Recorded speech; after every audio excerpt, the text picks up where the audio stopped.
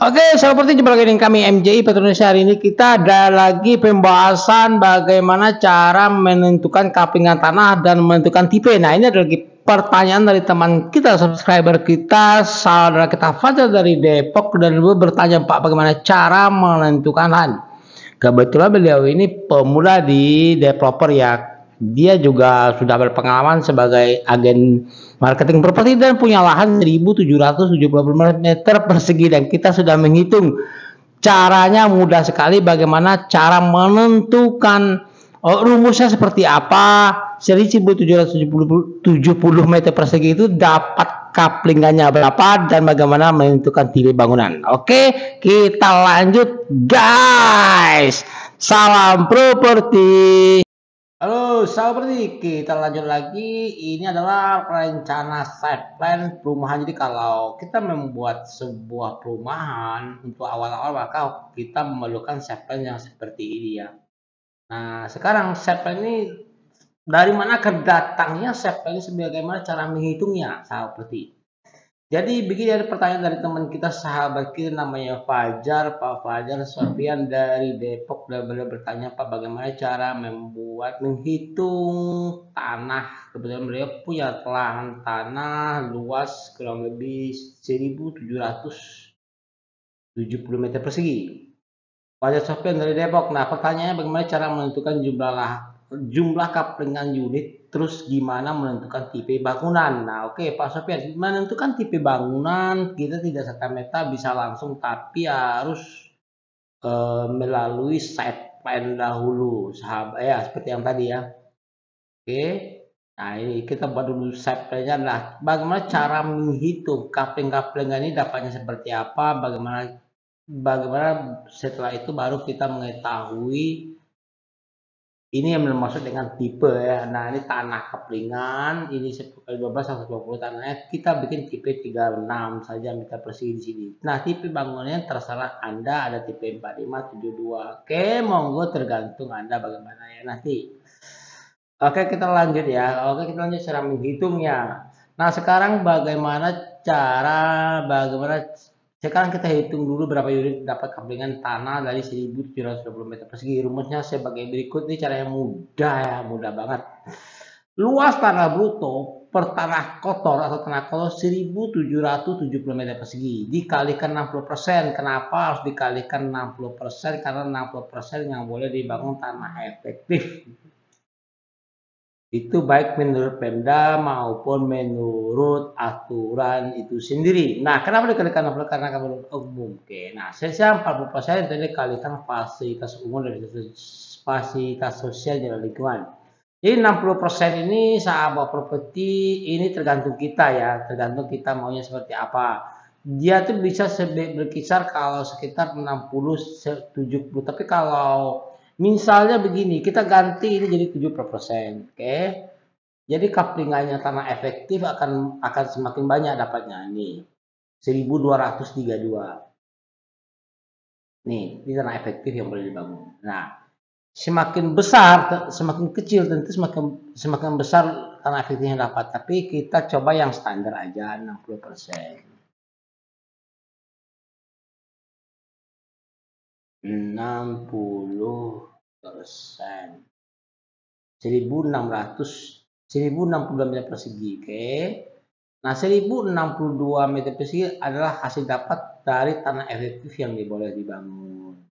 Nah, setelah kita mengetahui tanah efektifnya adalah 1.062, maka dibagi 60. Kenapa harus dibagi 60? Karena inilah yang disebut dengan 60 meter persegi, inilah disebut kaplingan tanah, rencana kaplingan tanah ya. Jadi kalau rencana kaplingan tanah itu begini, maksudnya rencana kaplingan tanah. Rencana kaplingan tanah itu bisa sekitar 120 kali 120 baru tipe. Kurang lebih begitu ya. Jadi 1.062 dibagi 60 tanah kaplingan, 60, maka hasilnya 17,7. 17,7, jadi 17 unit. Jadi kalau standarnya itu bisa saja biasanya standarnya developer membuat tanah coupling itu 60 meter persegi 80 sampai 120. Jadi kalau 60 meter persegi maka 1062 dibagi 60. Oke, sekarang kita coba pakai 80 meter persegi ya. Nah, berarti 13 unit. Semakin besar couplingnya, makin kecil jumlah unit dapat. Oke, di 13 unit ya. Tapi kita coba lagi 60 saja. 60 ibaratnya 1000 bukan 1000 ya. Ini 60 meter persegi. Ya, 17 unit ya. Jadi 1000 tanah efektif 1062 dibagi 60 17 unit. Nah, semudah itu, sesimpel itu cara menghitungnya sebenarnya. Oke, ini kita cepatin aja ya. Oke, nah sekarang kita sudah dapatkan hasil unit couplingan. Artinya kalau kita punya lahan 1700 meter persegi, kita buat couplingan per unitnya 60 meter persegi, 6 kali 10, maka hasilnya kita dapat 17 unit saja. Oke, nah selanjutnya gimana cara menentukan tipe rumah? Nah, tipe rumah ini, tipe rumah biasanya developer menentukan mulai dari tipe 36 meter persegi, tipe 45 dan tipe 75, sahabat properti Pak Fajar ya. Nah, ini juga tergantung market pasar seperti apa yang kita bidik. Kalau standar subsidi menengah ke bawah biasanya tipe kecil tipe 36. Nah, tapi kalau standar rumahnya komersil bisa kita ambil tipe 45 ke atas. Oke. Kita lanjut lagi ke set plan seperti ini. Nah nih. Oke, lanjut. Nah, ini adalah tipe bangunan, Mas.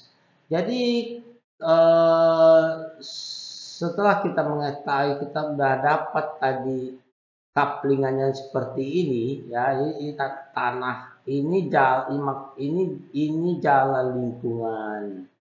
Yang dimaksud jalan lingkungan itu ini, ya. Ini. Sedangkan yang ada angka-angkanya ini adalah couplingan tanah. Nah, couplingan tanah ini yang disebut tadi tanah efektif yang boleh dibangun 60%. Ini adalah fasilitas umum dan fasilitas sosial. 56 ini saja. Ini rumah subsidi ya. Ini perumahan kami di Berna Indah Residence Sarangun. Oke. Nah, selanjutnya tanah perkaplingan ini yang 12 kali 10 kita jadikan tipe bangunan. Di sinilah terjadilah tipe bangunan. Ini adalah tanah kaplingan 10 kali 12 120. Jarak dari badan jalan ke bangunan 4 meter. Ini terserah kita atur gimana bagus, tapi 4 meter lah standarnya, ada taman. Nah, di sini bangunannya adalah tipe 36 ya, tipe 36. Ini bisa komersil, bisa subsidi, bisa carport, tapi juga bisa tipe 45. Karena 120 bisa jadi tipe 75, tipe 4, tipe 85 tidak ada masalah, pasti bisa.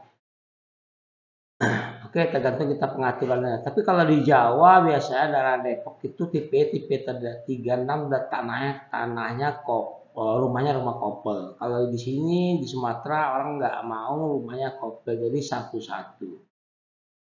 Oke? Nah, kira-kira begitu Pak Fajar ya. Kalau ada pertanyaan silakan di komen. Nanti kita tidak lanjuti. Jadi rumus ini sederhana saja, tidak terlalu sulit. Kalau rumah-rumah sederhana Anda coba aja ganti-ganti. Kalau yang penting tanah bruto ini ngitung garis besar ya, secara detail itu lebih ya, ada lagi aturan tersendiri. Jadi kalau 70%, 60%-nya sisa, nah itu banyak lagi untuk parit, untuk drainase, jalan lingkungan, fasilitas umum dan fasilitas sosial. Oke. Fajar Sofian dari Depok.